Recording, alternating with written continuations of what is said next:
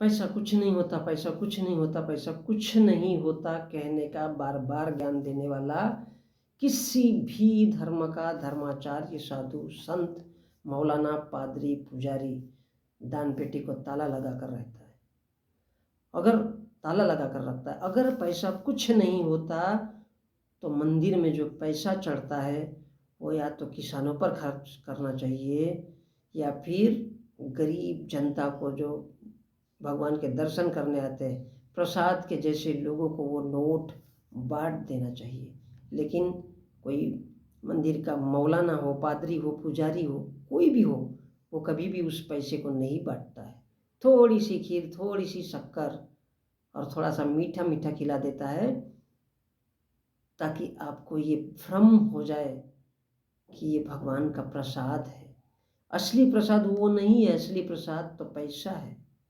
और इसलिए वो उस दान पेटी पर, पैसे के पेटी पर ताला लगाता है।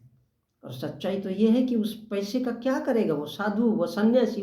जब उसने अगर सन्यास लिया है तो पैसा क्या करेगा? उसे तो उन गरीबों में बांट देना चाहिए, उन किसानों के लिए लगा देना चाहिए, उन गरीब बच्चों के पढ़ाई लिखाई में दान करना चाहिए।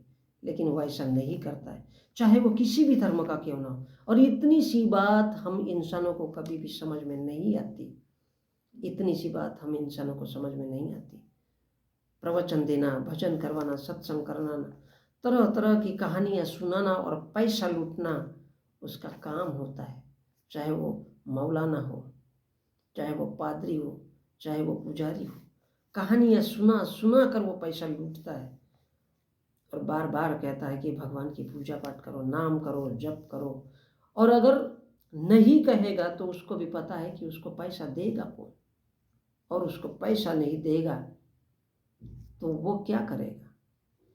यही तो भिखारी है, जो चुगली कर कर के दुनिया का सबसे बड़ा भिखारी वही है, जो किसी मंदिर का मौलाना है, पादरी है, पुजारी है। वो दुनिया का सबसे बड़ा भिखारी है जो झूठ बोल करके पैसा लूटता है, चुगली कर के पैसा कमाता है और कहता है कि पैसा कुछ नहीं होता।